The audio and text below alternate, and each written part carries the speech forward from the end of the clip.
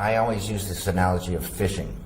So if you catch one idea, even if it's just a tiny little fish of an idea, but it's a beautiful little fish, and it indicates something, and you fall in love with it, but it's a fragment. Then if you focus on that and think about that and desire more, they'll swim in. And over time, they'll swim in. You can't necessarily count on it, but it's our experience that they do come in. And so one thing will start it, and then more will come, and more will come, and like this. But the ideas can come at any time after that, you know. It was all full of those kinds of philosophies. That was based on just letting ideas into your head, and that analogy is beautiful. He was such a smart guy. Welcome, everybody, to Cinema Gulp. I'm Ben, here with Scotty R37 of Hump Day Happy Hour and the Phantasmagorium Show. How you doing, I am bud? a damn fine cup of coffee. Nice. Yeah. We don't have. I did not prepare the proper way to introduce Scotty, but that's fine. We'll get to it. I didn't even have but the entire reason we're here, like, it is nothing to do with ego. It is sort of bowing to a legend who has left this world, but has not left my plane of existence. The guy is influential in television, in film, in video games, in suspense. Like, I would say he is the punk rock Hitchcock. That like, have you heard that before, or did? No, I just made that up. That just came into my noggin.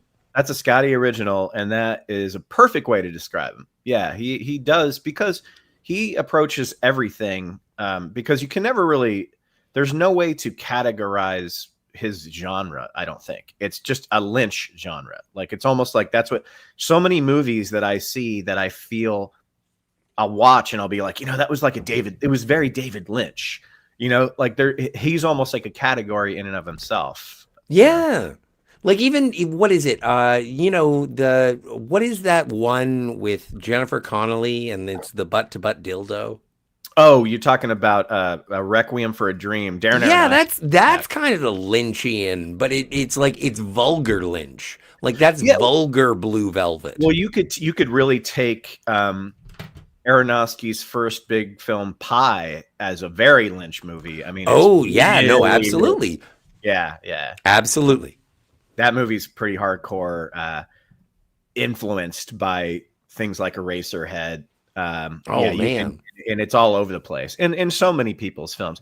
Some people do it really well, and some people wear it on their sleeve, the way people were impersonating Tarantino for a while. You're like, wow, well, this is a Tarantino ripoff. It's got a hitman, and there's goofy dialogue, but they never quite understood what Tarantino was really trying to do, and in Lynch, I still, to this day, I'm just so sad that we'll never get another Lynch movie, even though it's been a very long time since we got one. Yes. Proper. I want to say Inland Empire was like his last feature film. It's funny that you should bring it up. Oh, see, I'm glad you have them all, because I didn't situate them all. No, I don't have them all. And this is the thing, because I am a hoarder. Now I have to get the holes in my David Lynch collection. Pardon the term, holes. But yeah, I did. I just recently got Inland Empire. And this is the best part of the entire box, is that if you look at the back, where it usually tells you what the movie is about, it says nothing. Yeah, well, because it's just pictures. It's not about anything. I mean, it's a woman in crisis too. I've never seen it. It's very long, and it's not one of his best movies. I don't care. I didn't want to have an existential nightmare, and Inland Empire looks like an existential nightmare, which is what I expect from a David Lynch movie. Yeah. Well, except for two.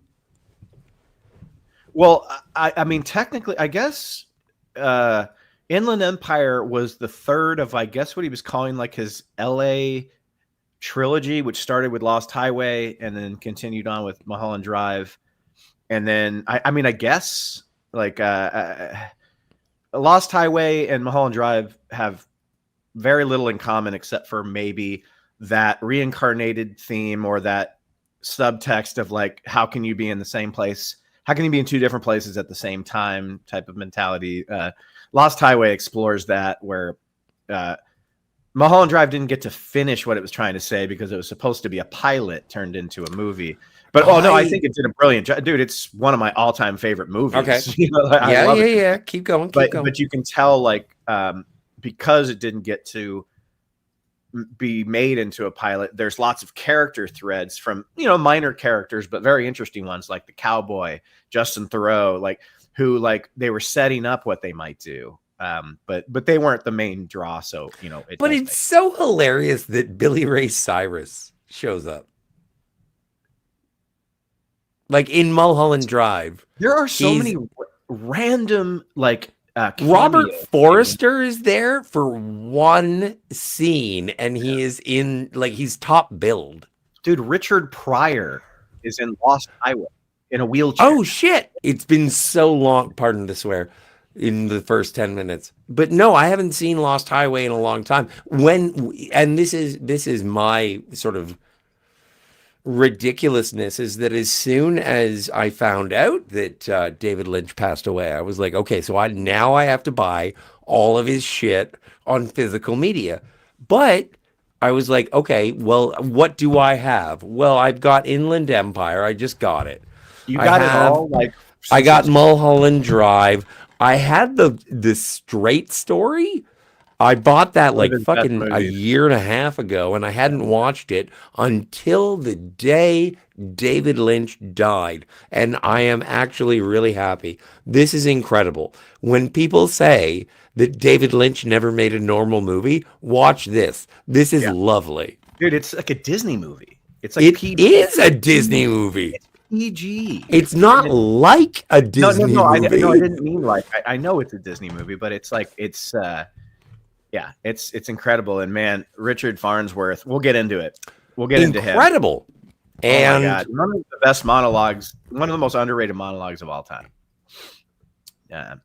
Twin Peaks. And this has Fire Walk with Me in it too. If I could take this box set apart, if I knew how to work this fucking thing, I would watch it. But seriously, I'm not messing around. Like it flips. Okay, so it flips up like this, and then there's like a thing. Oh shit! And then you got it. And then oh my God, what do I do now? It's a puzzle. So then I pull this out. So this is where the discs are, and then it goes up like this, and it's like, do I have to do this every time? This is art. Like this is art in terms of packaging, but it is also completely inconvenient. Well, I remember they used to package like Beatles collectibles or collection CDs, kind of like that. I love it. Like I love it. It's a way bigger pain in the ass than that is the Alien quadrilogy, which you have to. Oh no, I have that too. That sucks too. Yeah. Yeah, I love it, but that is like the worst little. You have to have like how big of a room? Yeah. Let's say hello to the chat. Yes. Thedazord's here, I think, and says, hey, hail Cinema Gulp. Hello, Starfighter. Movie Mouse is here. R.I.P. David Lynch, influential mastermind. Absolutely. Indeed. Thedazord again, he was a genius. Yeah. Genius. My co-Cinema Gulp founder, John, does not really like David Lynch, and that's fine because it's very acquired taste, He's got directors that he loves that don't speak to me either. So I hope he does. I hope he lives on for generations. Blue Velvet's one of those movies that I'm surprised that younger people still gravitate to and watch because it's so of its time. We'll see. We'll see. William Welsh, Lynchian as David Foster Wallace would say. Okay. I want to know what he would say, but yes. Would you call Memento Lynchian? No, not me. Not me. I would say it's more what Tarantino. Is Lynchian? I would call Jacob's Ladder Yes, Lynchian. would too. Yeah. Like, and that's the only one that really pops to mind. I'd have to think about it harder. Yeah, I'd have to think about it too. There's ones. There's Like definitely maybe The people that, Cell. I wouldn't say The Cell, but I would say The Fountain, another Aronofsky movie. Ooh, yeah. That's not bad. Well, Pie, certainly. Well, yeah, Aronofsky obviously took a shitload of influence from David Lynch, and I think he's. Oh, what is it? Tree of Life? Like it Oh, does. But Terrence Malick? No, because his movies are like no, without not Tree of. dialogue. Was it? No, the one where Wolverine and That Rachel Weisz. was The Fountain. No, then that was what I was thinking of. I'm sorry. That's a gorgeous. How dare I get gorgeous confused movie. in all of this avant-garde? I know, right? I know. We're so pretentious today. We are, good evening and to rightly you. so. Yeah. The Good thing evening is to you that too it's as well, not about Lenny. narratives; it's about feelings. Yeah. Well, yes. Fire Walk with Me is a film. It's a film based on Twin Peaks, but it is a feature film. It was in the theater. So yeah, it's definitely a movie. It wasn't made for Absolutely TV. theatrical. Yeah, it was a theatrical. What movie, yeah. one successful, but definitely theatrical. And I the thing is, I like it. well, no, I love it. I love it. I think it's one of the most disturbing things I've ever seen. And the thing is about it is that it is a prequel. That if you haven't seen the original text, then the prequel doesn't make sense. It is a sequel, but it is a prequel. Yeah, because it gives you the answer to what the show is about from the beginning. The mystery of the show is who killed Palmer. Yes. And the movie tells you that, but it does it in a Lynch way, where you're still kind of scratching your head. But a lot of strobe lights. A lot of strobe lights. Yeah, a lot of strobe lights. Yeah, absolutely. So thanks everybody for joining. We'll jump back into the chat a little bit. There's a lot of people. Oh, I love it. There's a lot of people talking about Lynch movies. Yeah, William Welsh, The Elephant Man is classic. Yeah, me and Scotty are gonna break down some of our favorites and have some people on that want to talk about some of theirs. But yeah, it's a sad couple of days. The dude, just starting off on a very sentimental note, like he really, really, really meant a lot to me as a filmmaker.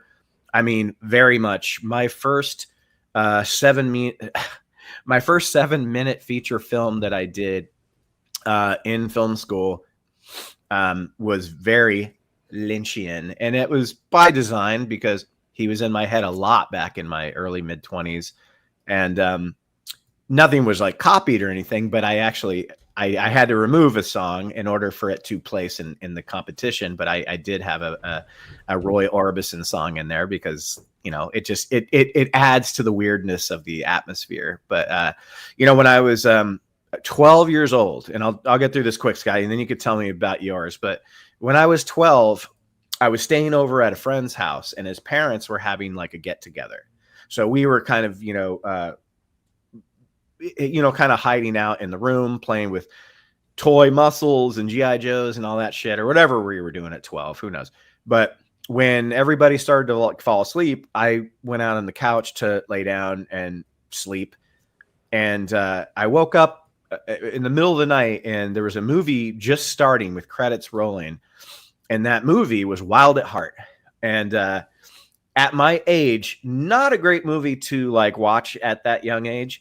But I just was so fascinated by that movie, The Wicked Witch, all the strange mannerisms, the way like Nicolas Cage chose to play his character, Laura Dern. I fell in love with Laura Dern. I think it was the first time I ever laid eyes on her as an actress. So what I'm saying is my very first movie that I ever saw of David Lynch was Wild at Heart, and I didn't know what it was, and I just adore that movie. I think it's so creative and strange and dark, and it's not for the faint of heart. There's a lot of fucked up shit in that movie. A lot of sex, a lot of it's got everything that a David Lynch movie has. Your weird subtext. Like I said, it's got this undercurrent of like Wizard of Oz, yeah, for some reason, whenever Nicolas Cage, his name's Sailor, gets excited, he does like spin kicks, gets out of his car and starts doing spin kicks and screaming and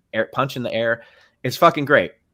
So that was my first experience, was Wild at Heart, and we'll see where that ranks on my list. But what about you? Do you remember the first Lynch thing you saw? Yes, it was Twin Peaks, the television show. And my girlfriend, my first girlfriend, high school lady friend, she loved Twin Peaks. And so I bought her like the VHS box set of Twin Peaks, and we started watching it. And then I found out about Fire Walk with Me, and I was like, we should, because it's a prequel, we should probably watch it first. And she was like, okay. She got it. I did not, because she had already seen Twin Peaks. She was the fan. You're going to be completely lost in Yeah, no, exactly. So anyway, we broke up, and it was all over Twin Peaks. And so no, but that was my first introduction, and I did subsequently go through it, and I watched it, and I was just like, this is the weirdest fucking Twilight Zone shit I've ever seen. Right. That's a good way to put it enamored me. It did, and I also because it was introduced by a lady, I was like, ooh, Twin Peaks is the way to a woman's soul. Yeah, you find yourself a little bit more enveloped when you're trying to get it. The lady wants you to get it. Yeah. But yeah, no, so that's where I started. And then the big fireworks explosion was Mulholland Drive. Went to the theater with a bunch of my dude friends, and we were watching it. I loved it. Fell in love with it from the on-go. And then we got out into the car to go home, and everyone was like, what the fuck was that about? So I explained it to them, and they were like, I don't know, Scott, but okay. They're like, at least it had two topless women kissing. Yeah. Yeah. Well, that's good. So Twin Peaks was the first for you. Twin Peaks. Wild at Heart was the first for me. Yep. Yeah, that's let's get in, let's start from okay, so for anybody who doesn't know, and we don't need to talk about this for too long because it's just detail stuff, but David Lynch died yesterday at 78 of emphysema, which I guess he was hiding from people. Nobody knew he was sick. No, everyone knew he was sick. Well, he's been quoted his many last times tweet, like, I'll never stop smoking or whatever. No, that's not true. His last tweet that was not promotional was so I love smoking, essentially. Yeah. And I love the fire, I love the smell of tobacco, I love the smoke, Yes. I love lighting cigarettes. And it gives me great pleasure. One of the problems is that I have got emphysema. I'm paraphrasing. And he said that he had quit smoking 2 years ago, and he had gone to the doctor, and this is in like April of 2024-ish. And he said, good news from the doctor. I am in perfect health, except for the emphysema. I am not retiring. Thank you for your well wishes. Regards, David. I loved when he was doing the weather, like during the. I know. That was freaking great. It was so great. Well, I'm gonna, we'll get hit for these, but I do not care because we're not here for the money. We're here for the love. No, well, we don't get any money anyway. But I'm gonna start at the very beginning, Scotty, and I'm just gonna play random clips from his movies. But I want to start with Eraserhead. Okay. And we'll just show you the weirdness. And the girls have heard this before. But sorry, it's not louder. 14 years ago, I had an operation on my arm here. Doctors said I wouldn't be able to use it. Well, what the hell do they know? I said, and I rubbed it for a half hour every day.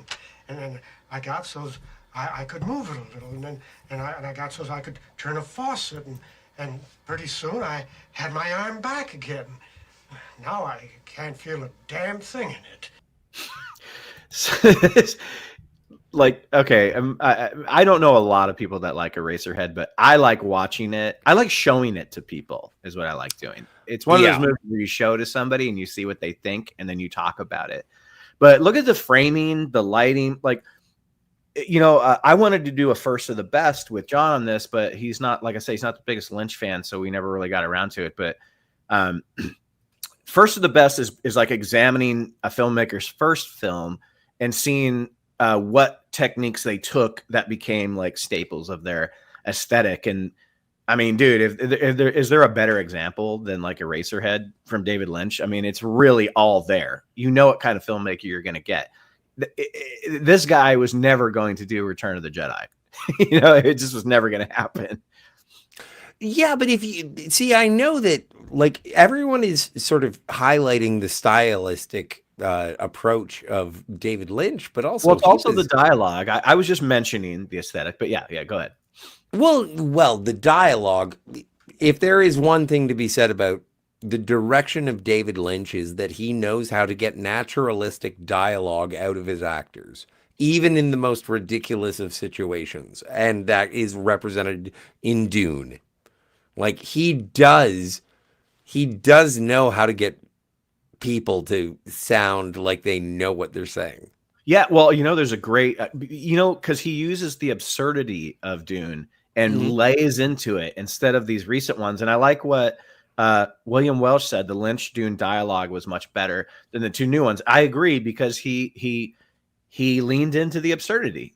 He didn't make it too serious, because I think he looked at the source material and he was like, oh, okay, so this is what this is. And he leaned into it, and I like that. Hey, Stark of Iron, hail, hey, and Tony Gulpers. We're gonna have him on pretty soon too, because he's got some movies he wants to talk about. But yeah, just like so okay, I'll just play a little bit more of this. Like it is a comedy of manners.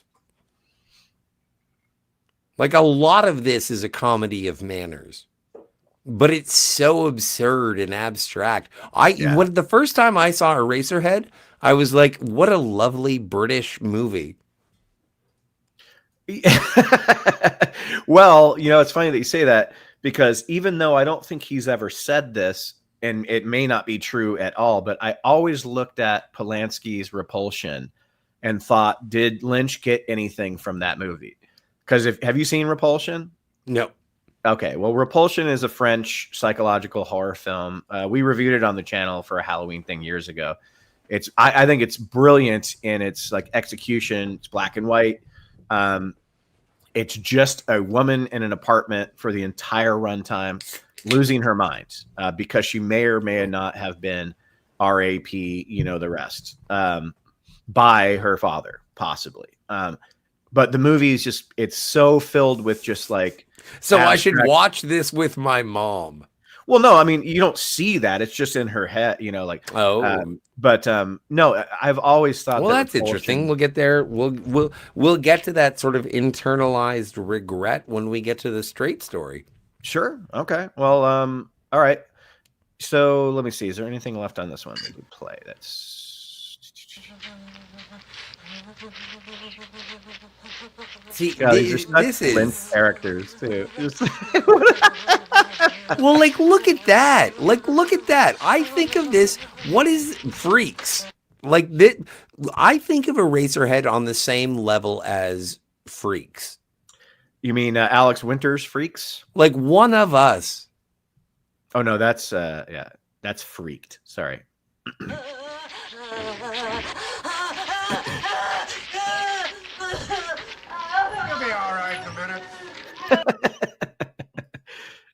Yeah. So yeah. Okay. Well, but it is. It's so bizarre.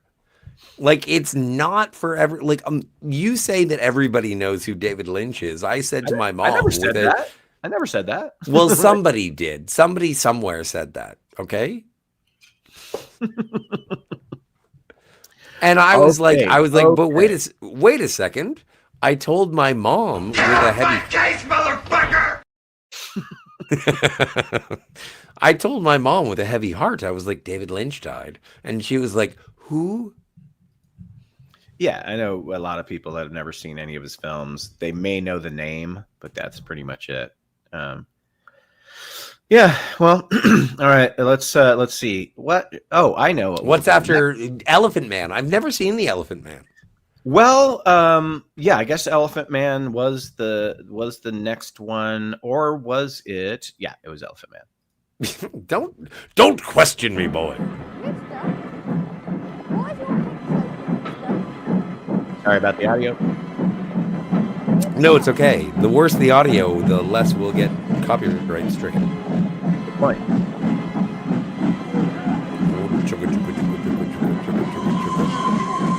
I want to see the Elephant Man. This bag is boring. Oh no! I've never seen this movie. This is like spoilers. Does he die? Well, okay, so the Elephant Man was his. I'm just being silly. Was his first sort of like recognition as far as like Oscars went, which is a pretty big feat for like a second movie and a first kind of major studio movie. Sure. Stuck with the black and white. The makeup effects got a lot of buzz. Obviously, like William Hurt got a lot of buzz. I'm sorry, not William Hurt, John Hurt. Yeah, it was a sad movie. It's not one I revisit because it's just. I've never seen it. Oh, you haven't seen? I've never seen the Elephant Man. I want to know where people. I want to see if there's anybody in this chat here that like the Elephant Man. Oh, we already saw somebody who said it's a classic. Yes, it is. I agree. But again, it's just not super rewatchable. But well, but it's also like, and that because I haven't seen it, I know more about the business of it than the art itself. But like, I knew that Mel Brooks produced it, kept his name off of it, so that people didn't think it was a comedy.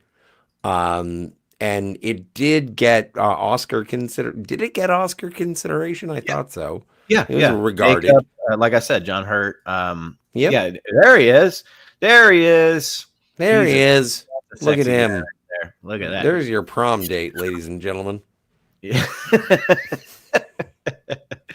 Woo! Yeah. But it is an accomplishment from going from Eraserhead. It makes sense that he would deal with the Elephant Man, and then, but the next one is such a lift. It's like you get a big budget sci-fi movie. Isn't that bizarre? Like it right is after. So weird. Yeah, it is. Yeah. It's like he was sought after, and that's what Oscars used to do. Speaking of looking into that place where you dare not look, you will find me there staring back at you. You mustn't speak! I remember your Gom Jabbar. Now you'll remember mine. I can kill with a word.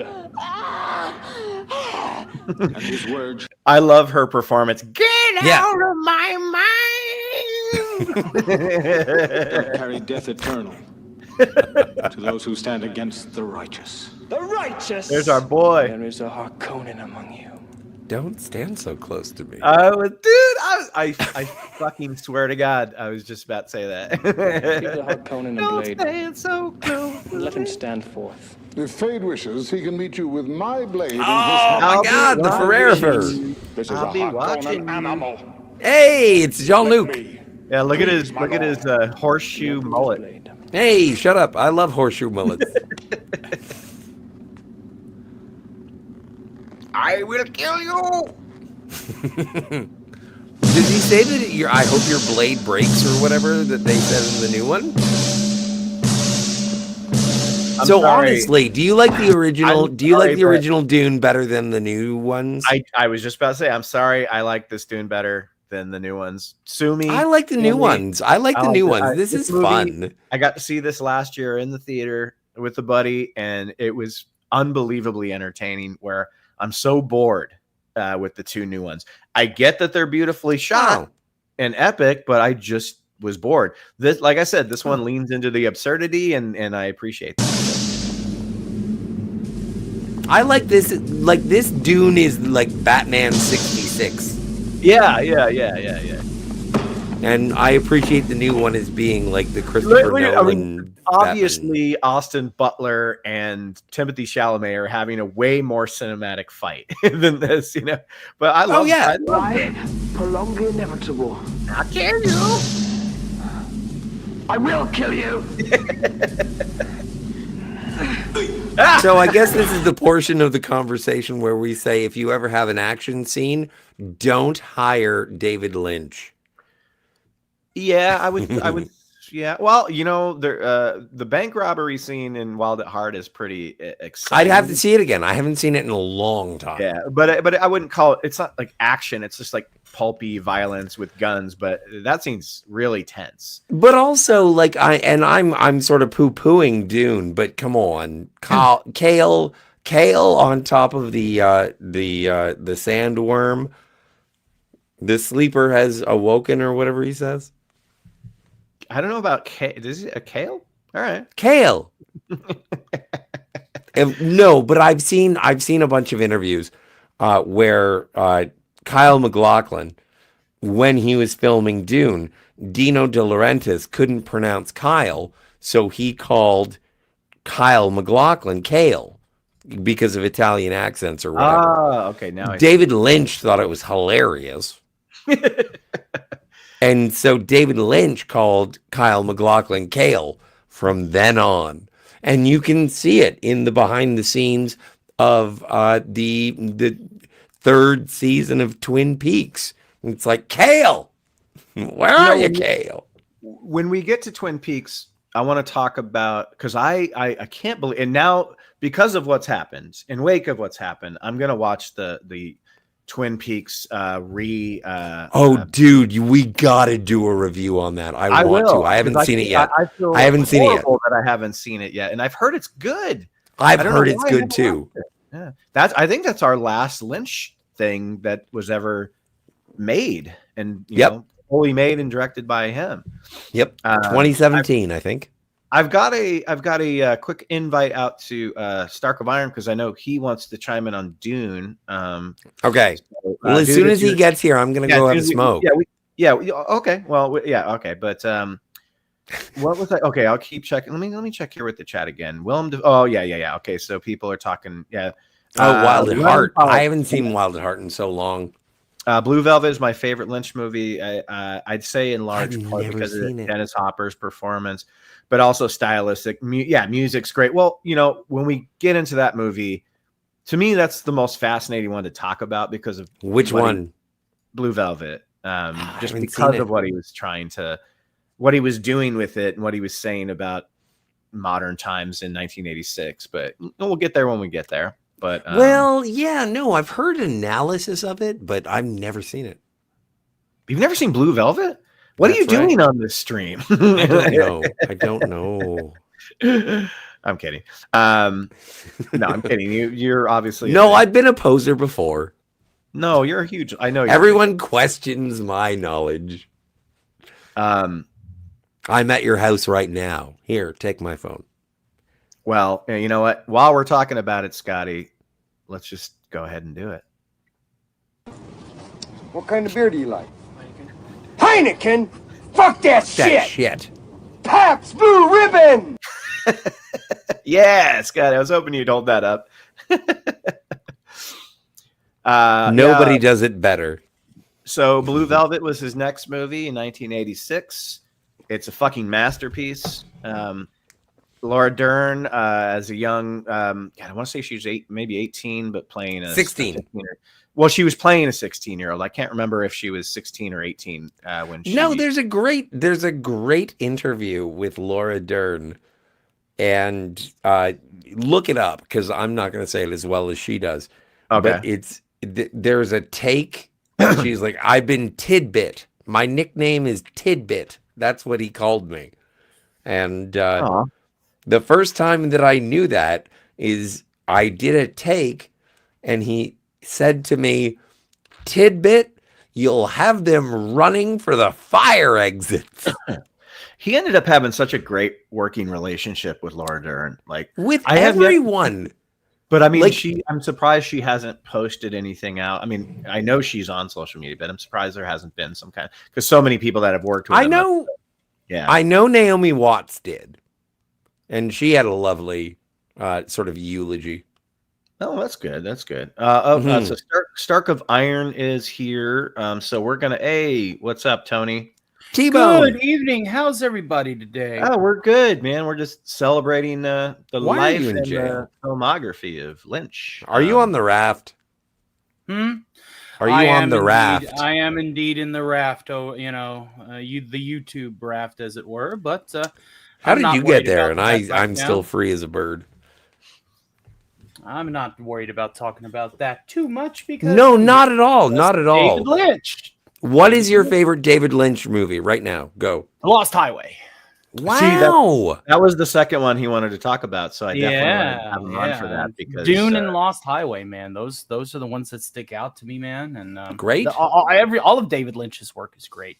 yeah, it is. But I just love his aesthetic. I love like that uncanniness.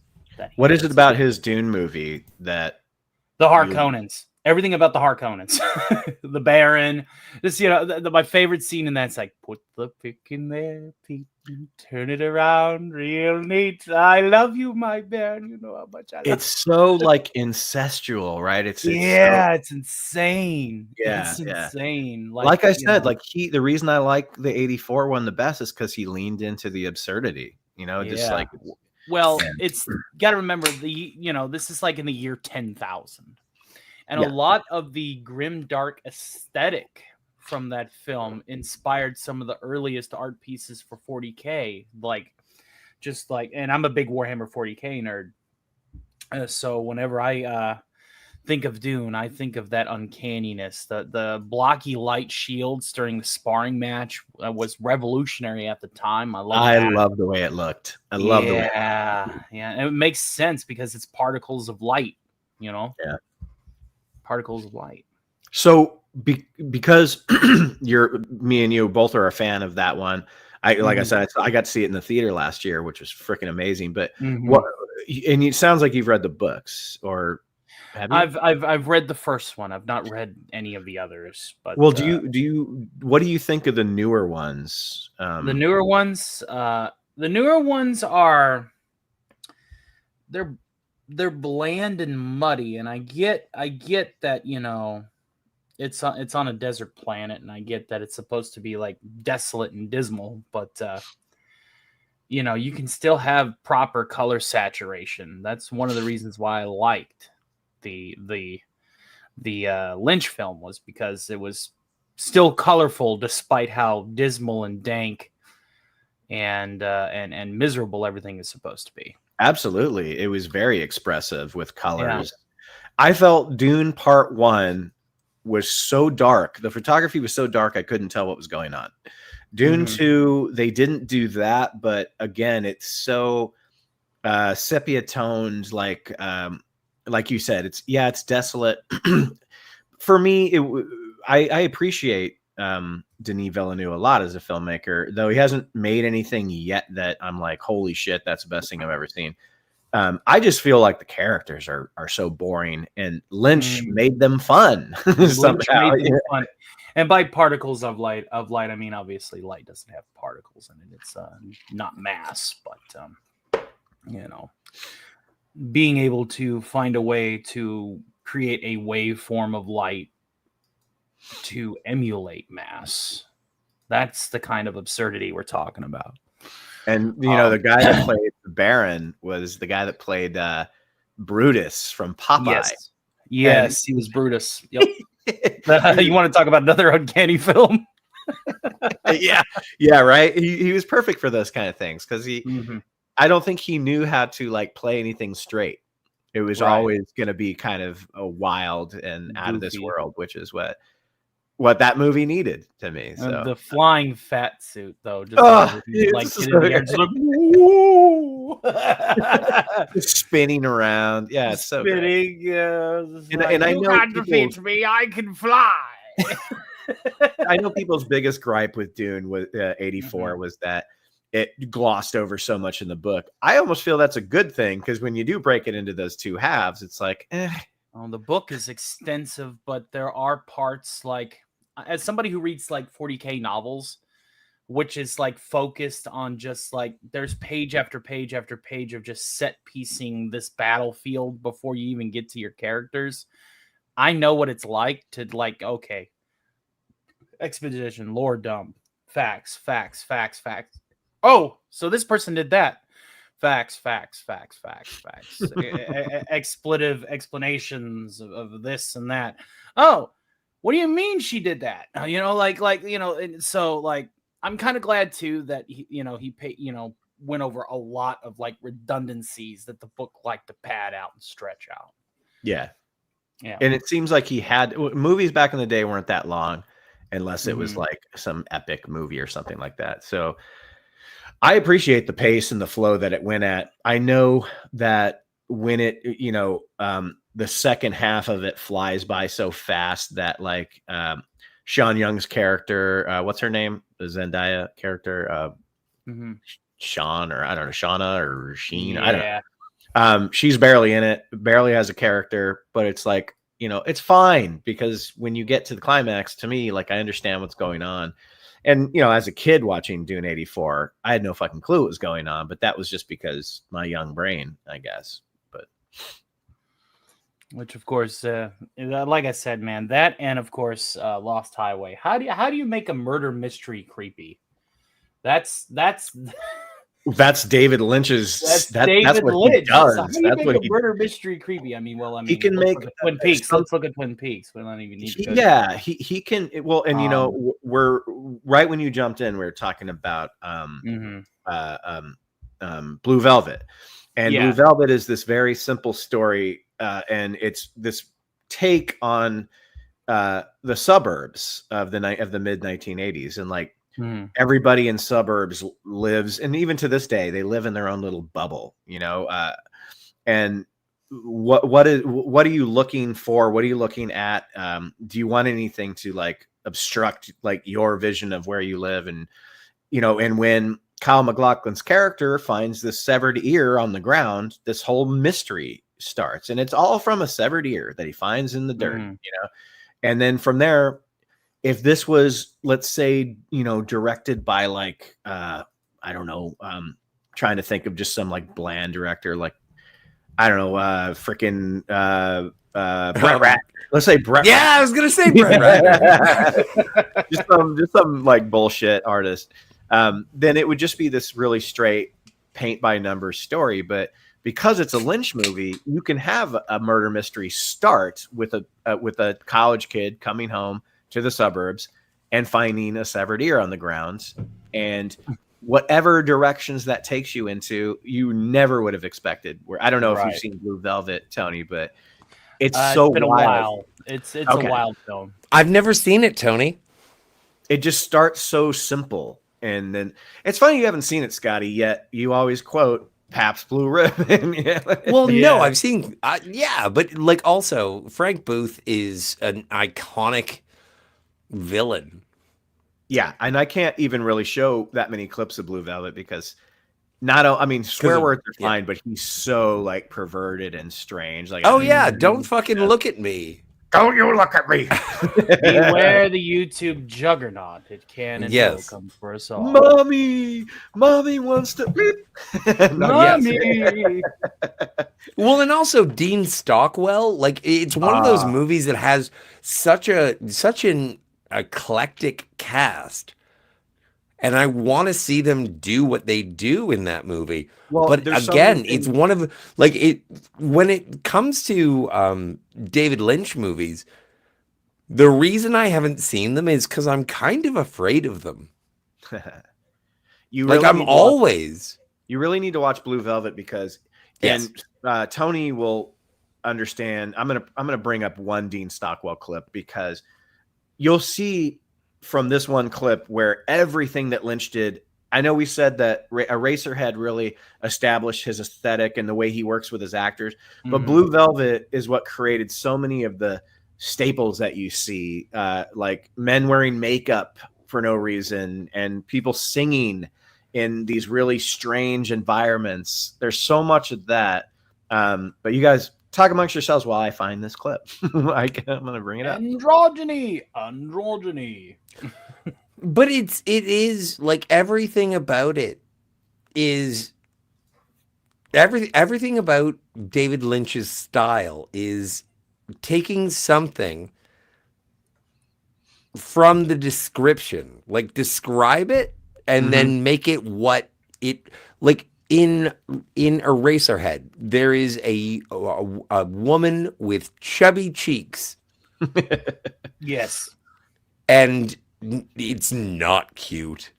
But it is. But the thing is that it is because the actress who is playing with those prosthetics, she is still playing its cute chubby cheeks, even though she's got these weird growths. Like it is both off-putting and wholesome at the same time. And I think that's something that David Lynch does very, very well. Yeah. Is welcoming and off-putting. Yeah, he likes to make you regret whichever reaction you choose because no reaction is right. Like there's an equal amount of rightness to a reaction and wrongness to a reaction. Wow, you guys! I don't know how to feel about this particular scene or this. Yes. Oh my God! And this movie in particular really amps that up to what you would see him do later with Wild at Heart, with Mulholland Drive. Blue Velvet's where that kind of really started. I mean, it started with Eraserhead, but not quite the same, if that makes any sense. Let me share this really quick. I know. But we're on a David Lynch podcast, so making sense is not our biggest problem. See, and I love this scene so much because the context of this scene of Dean Stockwell playing in Dreams or singing in Dreams from Roy Orbison is because you don't really know who these people are or why they're there, but you just know that Frank is making Kyle MacLachlan's character like stay there and hang out with these people, and it's freaking great. A candy-colored clown they call the Sandman. Tiptoes to my room every night. And I love that he's using like a flashlight that you hang on like a car hood. Everything is all right. I close my eyes. Like, and musical interludes. David Lynch was never afraid to include music, and I enjoy that. That's some of his biggest strengths, for sure. Yeah. I should probably stop so I don't get always hardcore bombed by Roy Orbison. But you get the point. Roy Orbison's grave will come back to roll over us. I've tried using Roy Orbison music not only on Cinema Goat videos, but on short feature films that I've made and stuff. And you can't do it. You can't do it. Fuck you, Roy. But just that scene alone, you see like Dean Stockwell's look and everything. It's so what you would see moving on in Lynch movies, in one shape or another, some more extreme. But then you just see Frank Booth sitting there just singing along with it. See, I would like to hang out with Frank Booth for one night as long as I was on. You would die. It might be kind of fun. It might be kind Someone of fun. would knife you. You never know, man. You never know. Yeah, that's true. You never know. You might get away. Paps Blue Ribbon! See, we both agree with the beer, So. Yeah, no, I think I would get away with it. But actually, no. If you haven't seen Blue Velvet and you're watching this, my God, it's such a wild, where the story takes you off just someone finding a severed ear. And I'm not even going to try to spoil it because I really want people. There's so many people that haven't seen it. It might as well be a new movie, So. Does Blue Velvet win? Well, you'll just have to see it. It's got all right. Yeah. There's some hard to watch scenes, but they're kind of funny too. It depends on your taste and No, I have a morbid personality. sense of humor. I find some of those scenes quite funny. They are funny. They are. Yeah. I just saw a very violent sexual assault scene recently. So I'm sort of desensitized. So I think at this point, he did. I'm trying to remember what year Scotty did Twin Peaks start. Do you remember? Oh heavens! I think it was like 90. So maybe it was 91. right. I think it was right before Wild at Heart, at least when it started. So this is a funny video I found online called Twin Peaks summarized in one scene. Yes.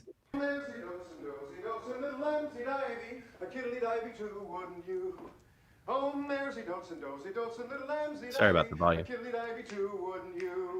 Now if the words sound queer and funny to your ear, a little bit tumble and jivey, say mares eat oats and does eat oats and little lambs eat ivy.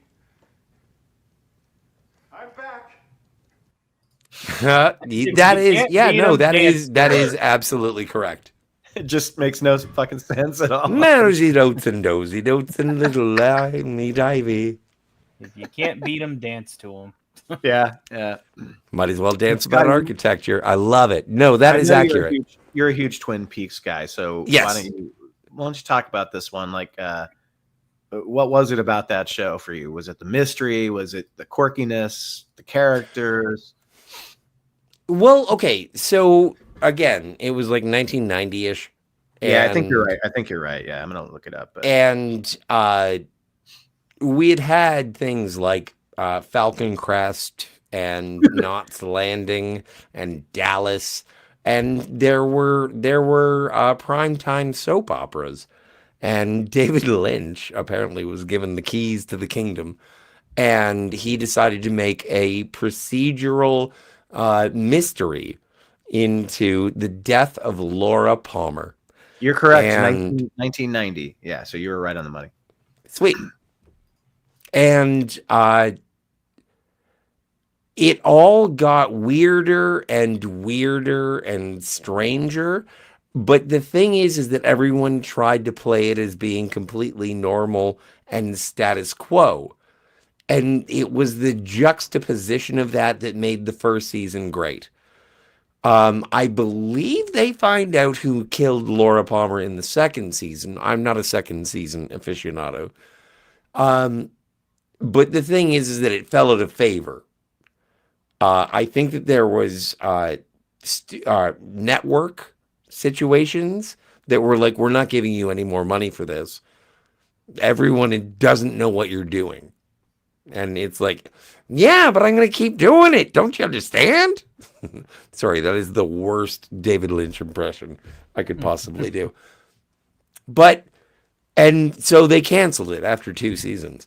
But it is much more about the characters, the community, the quirks, and the what the fuck. Twin Peaks is very much about what the fuck. If you are asking yourself, why is this happening at the 20th episode of season 1, then you've lost the point of Twin Peaks.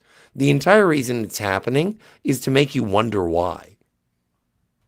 It is a puzzle with no answer, and that's not a problem. Calm down, Gladys.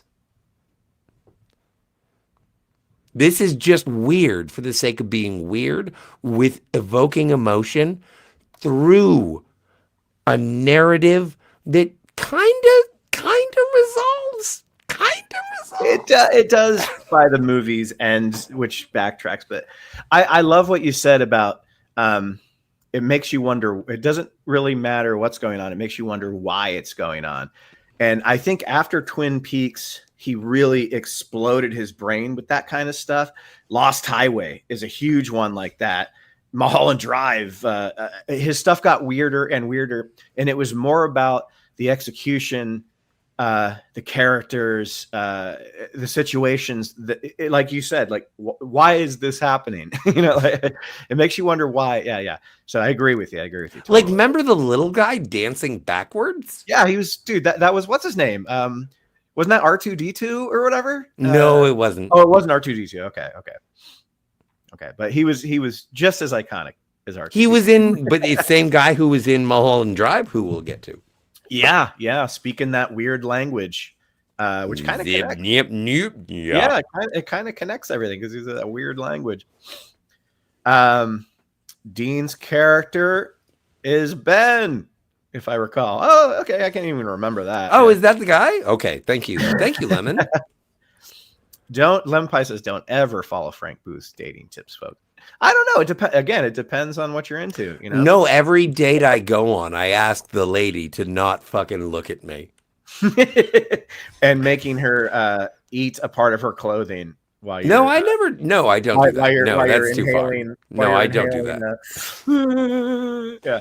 Anyway, so yeah, Blue Velvet. Twin Peaks, and that'll bleed right into Fire Walk with Me, which, God, that could be his strangest. Well, up to this point, it's definitely his strangest. But I have a really, to me, Fire Walk with Me was scary. It was kind of like a horror. It was very much a horror movie.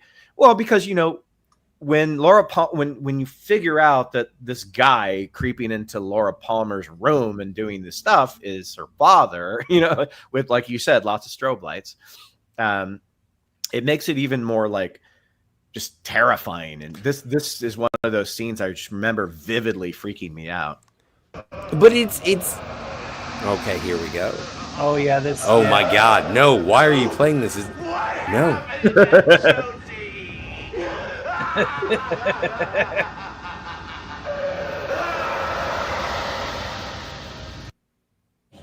Good old Kyle MacLachlan. Last time we see his character in Twin Peaks, he's like, "How's Annie? How's Annie?" But this is like, it's terrifying. It's terrifying. That movie scared the shit out of me when I was young. Like, yeah. Yeah, and really, really awesome soundtrack to that one too. That was the first time like the score played like it had the Twin Peaks music, but it also had a lot of, because I want to say David Lynch was scoring some of his own stuff by that point. I could be wrong, but he ended up scoring a lot of his own stuff with his really weird band, which I don't know if you guys have ever heard any Dr. Kevorkian music. He was in a band. It's very Dr. Kevorkian band sounding.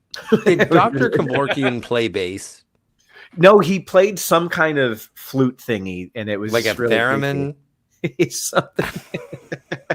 If you ever get a chance to listen to David Lynch's movie or songs with his band when he sings, he's just you got your David Lynch voice. It's so bizarre, but it's entertaining as fuck. And you know what? And the thing is, and I want to just sort of see you all at camera too, is that I think that David Lynch would adore the fact that we were talking about David or Dr. Kevorkian at his funeral. I think he would too. He'd be like, yeah, no, remember Dr. Kevorkian? Absolutely, man. I totally agree. Oh, I love the boy. I love him. I'm so happy for all of the things he gave us. So after Fire, actually, wait. Okay, on that denouement, I have to take a break. I've got to move. I got to move. Okay.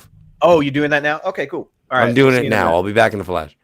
Cool. I'll catch up with the chat. Let's see. So William Welsh, and by the way, William Welsh, thanks for being here. You're awesome in the chat. I can't remember if we've met or not, but Dean Stockwell and Frank's crew is like when stay out of the first time and see the weird people of your town who aren't normally uniformed, closeted selves during the week. Yes, absolutely. It's the people that work in the post office and the people that work in the insurance agency, not the bartenders or the auto mechanics. It's the real mundane workers that go ape shit in the evening. So Tony, you have to go soon, right? Yes. So why don't you know what? Here's the thing. Right after Fire Walk with Me, well, we'll get to your shows, I promise. But after Fire Walk with Me, he took a long pause. And the next thing he did was your favorite movie of his. Yes, Lost Highway. Lost So, Highway. The Mystery Man was probably the most uncanny thing. And and that was what was his name? Richard Blake or whatever, yeah, dude, Robert Blake. Robert Blake. Yeah. But this scene right here, I pulled because it says so much. This movie has this intensity, and so much of it is due to Robert Loggia. Like Robert Loggia's brilliance in this movie.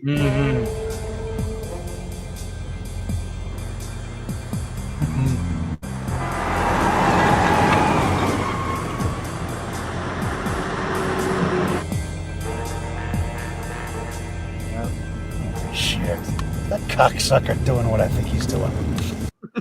We'll get back to it so we don't get struck too hard. Yeah, don't get dinged. You don't want to get dinged. But I want to. Anytime I talk to anybody about Lost Highway for the first time, I got to know. I'm going to let you just go on about it because it's your favorite. Yeah. But what is it about to you? It's the element of you don't get all of the answers, and the murder is set up. And the mystery man, my favorite scene has to be when the mystery man's like, "Oh yeah, I'm at your house right now. Call me." Yes. Like the big reveal. Like that whole scene, how that played out. And he's like, "Hand me back my phone." He told him to hand me back my phone over the phone. And then, but the creepiest part about it is when they were laughing at the exact same time, him and then him. Yeah. That still runs chills up and down my spine. Just like, Lynch had said sometime he had said something along the lines that it's his, like, he's diving into this question of the philosophy of like, can someone be at two different places at the same time? Right. Which is very, you're like, your head's going to split into two if you try to think. It's like time travel. It's like, how do you make sense of it? I can't make sense of it. It's playing off of like, I would assume if I were to like put something towards it, probably quantum superposition, where, if something's unobserved, it can be potentially doing anything or anywhere. But, that's probably the extent that it's not meant to be scientifically explained, in my opinion. This was meant to be a supernatural event for the sole purpose of fucking with them, and that's what I like about that scene. So when Bill Pullman turns in to Balthazar Getty, which is what happens, right? Yeah. And he finds himself in the jail cell. Like, what do you think? What do you think the event that took place was for that to happen? Like, you think it was like a spiritual thing or like an alien? No, it probably wasn't. Could be a mandala-like effect. It could be like, your consciousness just transferring over as if you're like hopping to another universe, like a mandala effect, or, it's entanglement. It's just an entanglement thing. Yeah. I didn't think too deeply into it. I refuse to. Scene, no, that's the greatest thing about it. As itself is just, it's iconic. The big reveal was iconic. But Lynch movies are all about the ride. It's all about. They're all about the ride. But I'll let you take the floor. Tell me, Yeah, I do need to head. I'm just. I got Alf coming up on the Snowed Up channel. Okay, and then I'm you have the floor. Loki, and then. I'm not. Well, I mean, I could. Yeah, give me a second. One tickety two. If I have that even loaded up, yes. Quiet.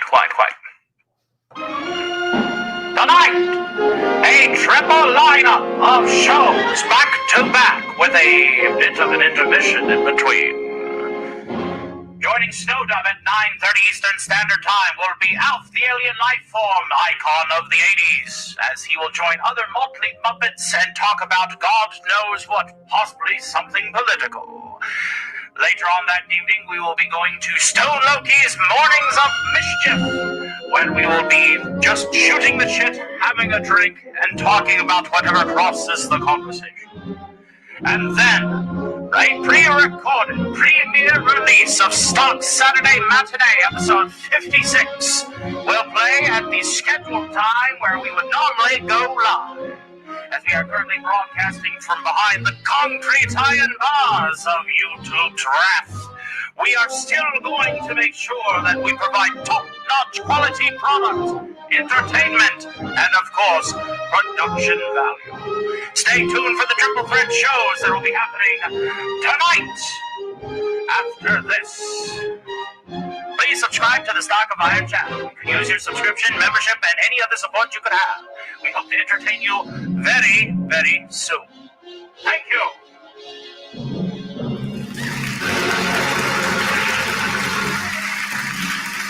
And I just put Stark of Iron's link in the chat. Check it out. I adore his channel. I'm really happy for you that it's doing so well. Sorry what happened recently. Hopefully It was my bad. But well, I'm not apologizing like I did something. I just feel like I feel bad for you because it's I know what it takes to put together a show, and you put in so much effort into everything that it's kind of a bummer when that happens. But I guess you live and you learn, even if it wasn't really your fault, you know. So it was my fault. It was poorly moderated, and it was a Stark party, and Stark parties get loose after a few drinks. So yeah, it is what it is. So did we get to Mulholland Drive or what? No, hang on, Scotty. Okay. So Tony's got to go. So any last parting words to one David Lynch now that he is gone but not forgotten, Tony? We'll never have another David Lynch. We'll never have another David Lynch aesthetic, presentation, theme. There isn't going to be that sense of uncanniness that could ever be replicated that David Lynch had. His style went with him. And in my opinion, that's the best, because replicating something of that magnitude would drive anyone insane. What? Did we just become best friends? Yup. Couldn't agree with you more, sir. Could not agree with you more. Well, thanks for being here, buddy. You're always welcome. You bet. Great thoughts on Lost Highway. Great thoughts on Dune. And yeah, go check out you can check out his show now because if you're a fan of his, you're going to go watch his show. But definitely check out his channel, and the link is in the chat. Thanks, my brother. And you bet. I'll be jumping in your chat later on here. So sounds good. Well, chat will be jiving. That is, you know, what's funny is that, I mean, it's a full length show. It is as if I were to be doing one live, but I'll actually be able to just type it up with my friends, you know, one-on-one. You know what? Sometimes that's fun. We do that too. Yeah. It's fun. Yeah. Yeah. So it's going to be an interesting experience. I can't wait. All right. Stark of Iron, everybody. Y'all take care. God bless. You too, man. You too. So we just kind of finished up with Lost Highway. And obviously, Scotty, we can get, because did you guys talk about Robert Loggia? We did. I talked about like the intensity of that movie is mostly due to Robert Loggia's performance. Well, Robert Loggia and the little rascal who killed his wife, Balthazar Getty. No, not Balthazar Getty. The other one. I know. Bill Pullman. Yeah. Not Bill Pullman. The other one. Anyway. No, but remember, don't you? Oh, Robert Blake is who I'm referring to. Well, yeah, we talked about him too. So to wrap up Lost Highway, unless of course we have Lost Highway and our favorites, but to wrap up that movie, it's the first like real 90s feeling David Lynch movie. It's got like Marilyn Manson, Smashing Pumpkins on the soundtrack. Oh, it's very 90s, and it is a beautiful jazzy score done by Lynch's little orchestra or whatever. So far to this point in his career, Lost Highway is his best soundtrack, and it's obviously his most poppy one because it has like big bands from the era. So it's, to me, like who? Really, well, like I said, Smashing Pumpkins, Marilyn Manson. Yeah. There's a 9 Inch Nails on there. And it all fits in the context of that movie because that movie's very sadomasochistic. It's very raw, sexual, almost more so than any of his other ones. But so moving on as we get so the next thing, and this is such a departure, and Scotty, Yes. you can talk about one now because you've seen it. Yes. It's The Straight Story, and it came out 2 years after Lost Highway. He was really on a roll here. 97 Lost Highway, 99 Straight Story, 2001 Mulholland Drive. He was going fucking crazy. Yes. But yeah, take it away, Scotty, because you were gone for the Lost Highway one. So talk about The Straight Story. The Straight Story is so interesting when you see something that says from the director of Dune, Eraserhead, The Elephant Man, comes The Straight Story. And it's Richard Farnsworth. It is such a character piece. It is so absolutely naturalistic. I think it is, and I think it's ironic that it's called The Straight Story, because you don't think that David Lynch could ever tell you just a narrative. Yes. Get all the weird shit out of my face. And it's like, David Lynch will never get the weird shit out of your face. And that is why this movie is so extraordinary, is because David Lynch gets all the weird shit out of your face. He proved that he can do well. It's almost ironic that the movie's called The Straight Story because he plays it straight. It's just a movie. It's just a movie. It's got his sensibility. It's got little things, knickknacks here and there and stuff. It's super well shot. It's super well acted. But yeah, like, I think the most David Lynch thing that happens is that a woman hits a deer with her car. And she's put off by it. Well, like, and the best part about it is that at the end of her little tirade, she's like, I've hit 17 deer and I love deer. Like, it's so adorably melancholy and sad. Yeah. And then there is a moment, like, and I'm sure Rian Johnson ripped this off for The Last Jedi, is that when the deer is hit, Richard Farnsworth cooks the deer, makes himself some venison, but while he's doing it, other deer are standing around him because there's a fire and deer are attracted to light. And he's like, shut up, I'm cooking your dead brethren. It is amazing. No, it is a story of aging. It is a story of memory.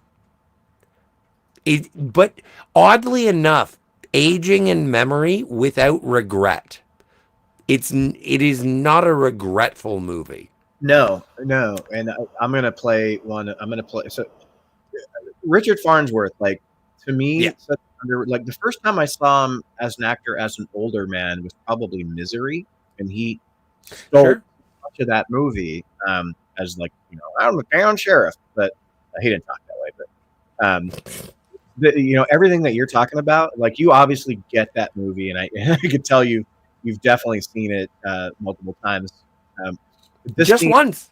Part of the dialogue is everything that you're saying, and it's just fucking beautiful. Like, it is beautiful. You think so much. I'll play a little About getting old when you're young. Sorry about the volume. You shouldn't.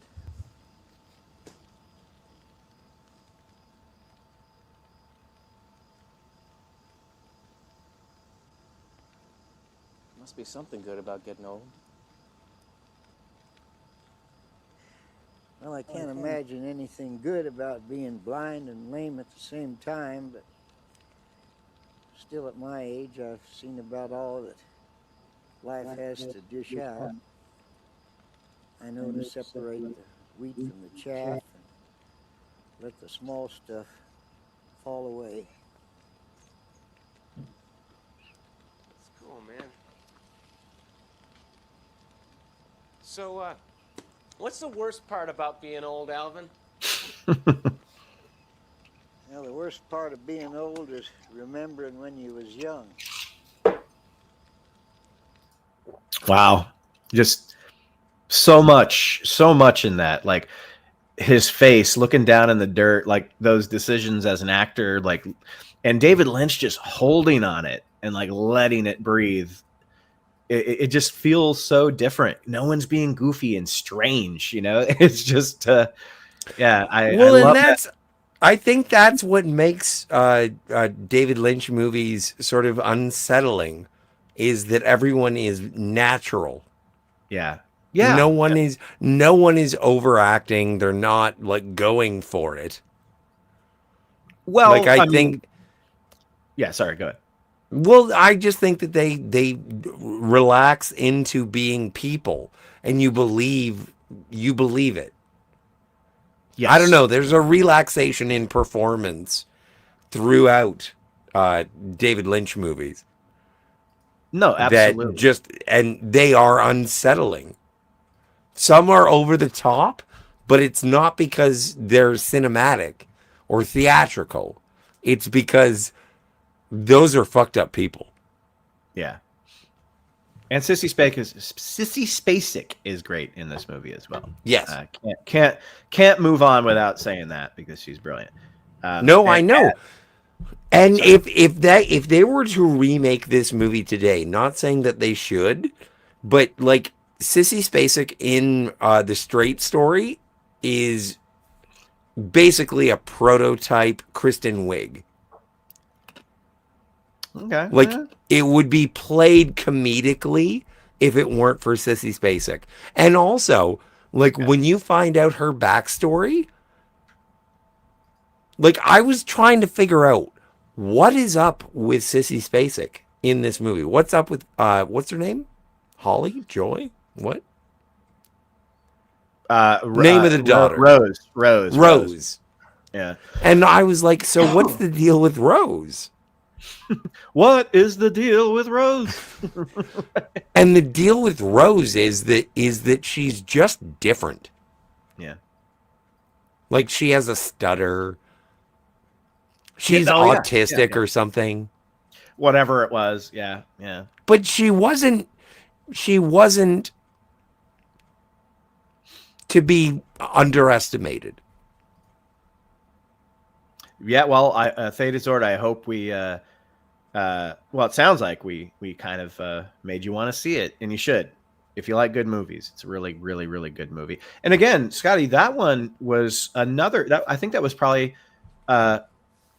Lynch's second dive into Oscar territory, because Farnsworth got nominated. He got nominated for Best Actor. He didn't win. Right. And I want to say the writers got nominated. God, I can't remember. John Roach and somebody else, like his wife or something, but it didn't win. But Farnsworth definitely deserved that nomination. You know, he lost out. The nomination. I don't know who won. He lost to Spacey for American Beauty. I do support Kevin Spacey. No, 99 was a stacked year, man. 99 was a stacked year. So yeah, that was a tough one. But I like Kevin Spacey as an actor, oh, me too. You separate the man from the actor; he's one of the best. Yeah, absolutely. But he never raped me. Don't say that word. Why did you say that word? Why did you say Martha? Let's move on to the most exciting, just from a visual storytelling, acting standpoint. Another deep dive into him getting some Oscar buzz. It was his first movie up for I think Elephant Man might have been up for Best Picture, but so was Mulholland Drive. Mulholland Drive was raking up nominations all over the place in 2001, and rightfully so. Naomi Watts was getting most of the buzz, but I thought Laura Herring was just as good. Yep. And she's a little bit more my type, so I was like completely crushing on her in this movie. But this is, we won't play this whole thing obviously, but this is just a scene that me and Scotty talk about a lot, and it's just absolutely breathtaking. I'm gonna fast forward it a little bit here. El Club Silencio. Silencio. I'm gonna have an existential nightmare right now.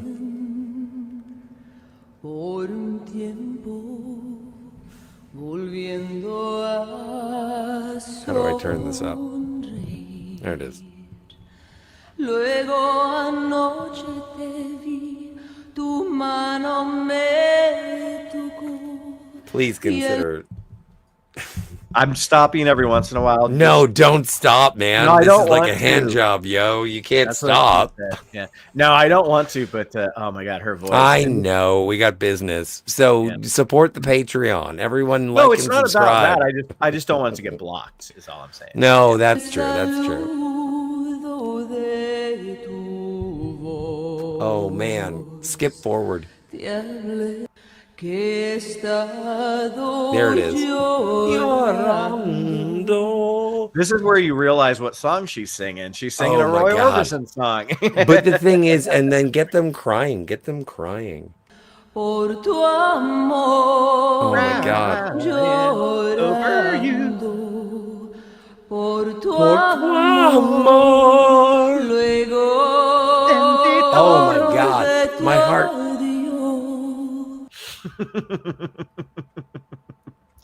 I think it's one of the most beautiful musical numbers ever in any movie ever. I would not disagree with that. sola y llorando, llorando, llorando, llorando, no es fácil de entender.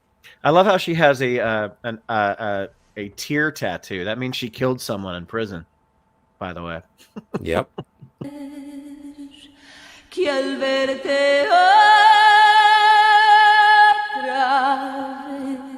vez, yo estoy There it is. llorando. She's like, what the fuck? Yo que pensé. No, but this is the end of the dream. Yeah, well, it's so interesting because, like, it's just it's the night that the two of them make love or whatever, and then they wake up in the middle of the night and just go to this place. And this is what's happening in there. It's very David Lynch, obviously, but I'll play a little bit more, but you get Well, get to the end. Get to the end. Oh, yeah, this. Oops, spoilers. Por tu amor, llorando por tu amor, tu amor se llevó todo. And the music mi continues. corazón And the band y plays quedó on. llorando.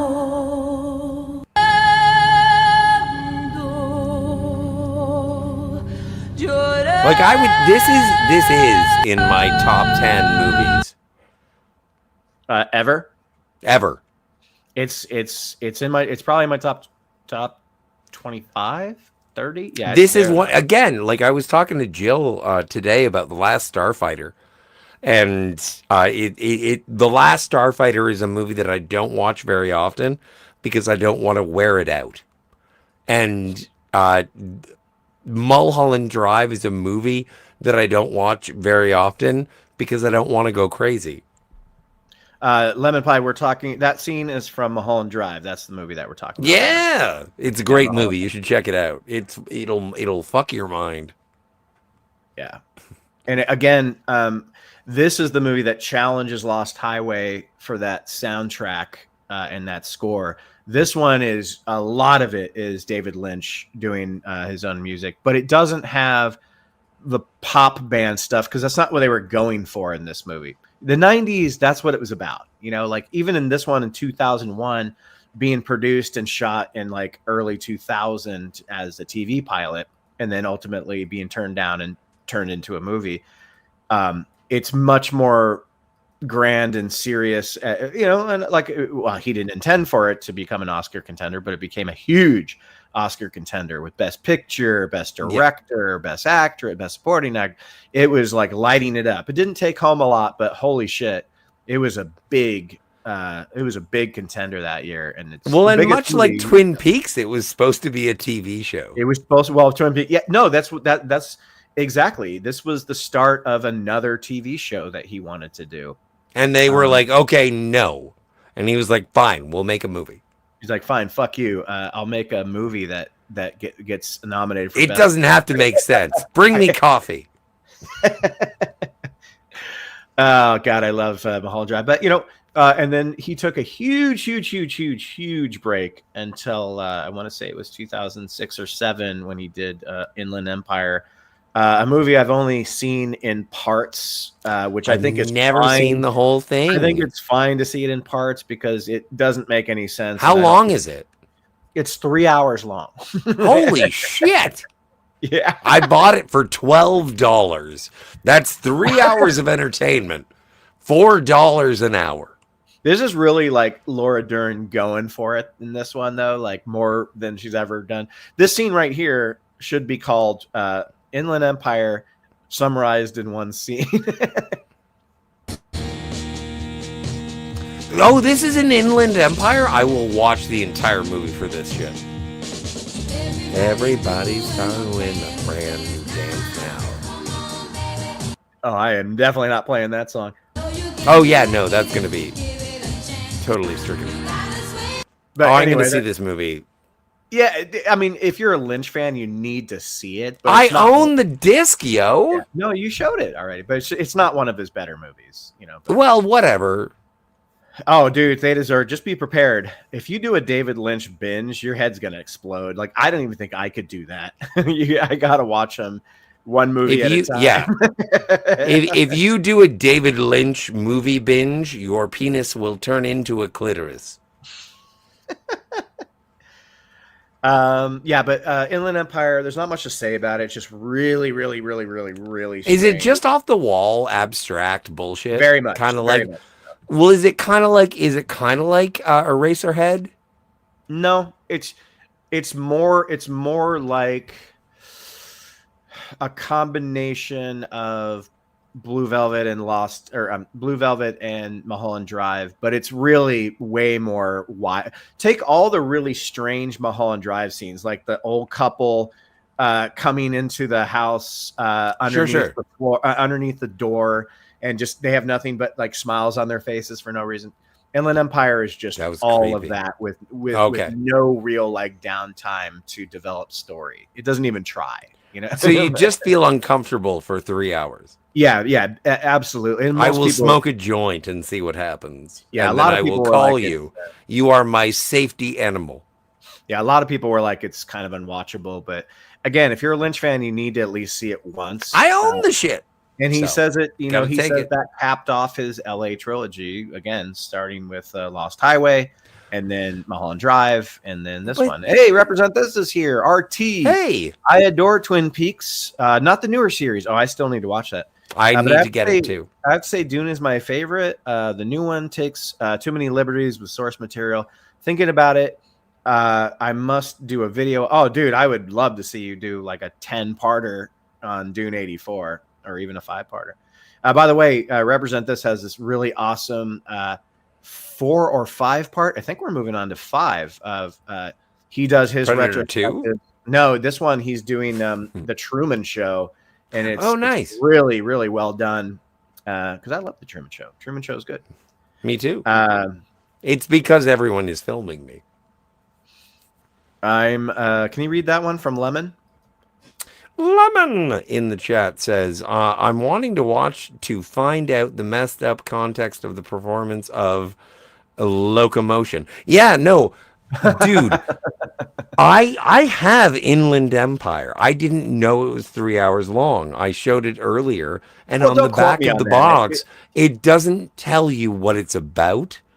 It doesn't tell you how long it is.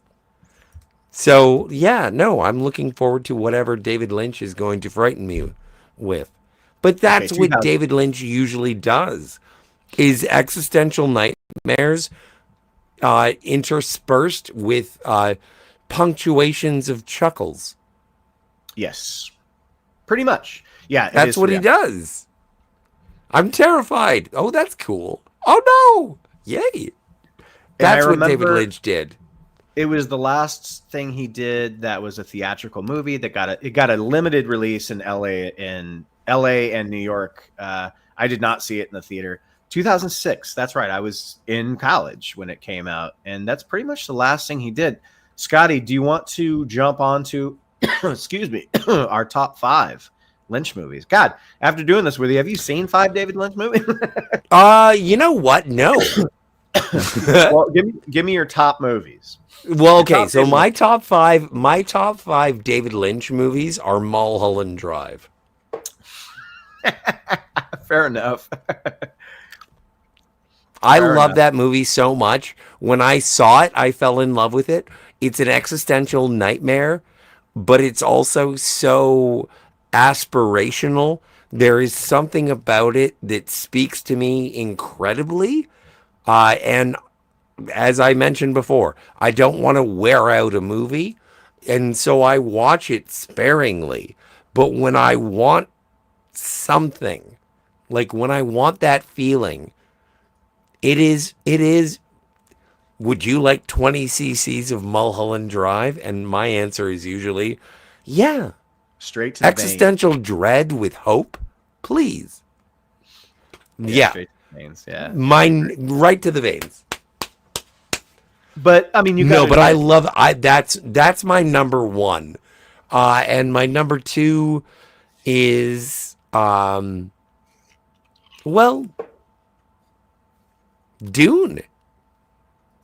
I love Dune story as well. Yeah. Dune. Yeah, but I like the straight story is not as good as Dune in my mind. Oh no! I didn't. I wasn't insinuating. So that's my top 3. I only have 3. No, that's great. So straight story is your third. Yes. Okay. I have 5. Number 5 for me is Dune. Number 4 for me is The Straight Story. Number 3 is Wild at Heart. This one was so tough, but I go back to what really, really helped it. He was one of 2. David Lynch and Tony Scott were the 2 directors that made me want to pursue film. So Mulholland Drive is 2, but I got to give number 1 to Blue Velvet. Maybe it's because I saw it early on in my life, but that movie, there's very few movies that speak to you where you're like, man, that's the kind of movie I want to make. That's the kind of story I want to write. Those are the kind of characters I like to follow. Those are the performances that I cherish. Not something seeking an Oscar, but something so delivered so amazing that it's just there in the moment for that movie and not for any other reason whatsoever, but to service the story. So Blue Velvet, as much as I love Mulholland Drive, Blue Velvet is just a fucking masterpiece. And it's such a small scale movie with so much to say and so much going on. So yeah, Blue Velvet. Can't wait to see it. Theta says, totally agree, Ben. Cool. Trashy homeless person always scared the sheets out of me. Oh, from Mulholland Drive. Yeah. That was a scene where you have a random, we were talking about this, random people show up. Kiefer Sutherland is just there, right? Or is that, what movie is that? Is that Fire Walk with Me? That's Fire Walk with Me. Oh, I'm sorry. Okay. That's Fire Walk with Me. Yeah. No, but the trashy homeless guy behind the Winkies. So is it a guy or a girl? Yeah, couldn't tell you. It looks like an old lady. I just saw it as a terrifying specter. Dude, that scene scared the shit out of me, and it has so much to do with how it goes silent, and then that weird kind of instrument pops in there. Yeah. Well, and till this day, that performer, that crazy homeless, whatever, not even crazy, doesn't do anything crazy. But that homeless thing, that specter behind the Winkies, when I saw it in the theater, it took my breath away. And every time that story is told and we are taken behind the Winkies, I'm like, oh no, it's fucking coming. Like, dude, I'm terrified every time. Same here. It is one of those things where I know it's coming. I'm like, fuck. Do I want to like fast forward? I don't want this. I don't want this. We didn't even really talk about the cowboy who like just delivers this like really frightening like monologue just with this stone face. I almost thought it was William Sadler at first. Did you ever think that when you look at him? It kind of I don't. Who, the guy who doesn't want to see the homeless? The cowboy. The cowboy. No, he does have a William Sadler vibe. He does. Yeah. But it's not William Sadler. No, it's not William Sadler, but Yeah. that scene is so creepy how they just drive Justin Thoreau out to this ranch in the middle of the night, and he just delivers this. And again, that's what I said. Like, if this was a show, they would have expanded so much more on what the cowboy is there for. But it's still a great scene, you know. But like you compare the mystery box of a J.J. Abrams, right, and then you compare it with the mystery box of a David Lynch, and David Lynch's mystery box doesn't have to be answered. Like no, there's something and you know it's not going to be. He's not promising. like it's ethereal. Like it's metaphorical from its onset. The question doesn't make sense. So the answer would be unsatisfying. Winky is coming. Oh, you know what that merits, Theta Zord. You know what that merits.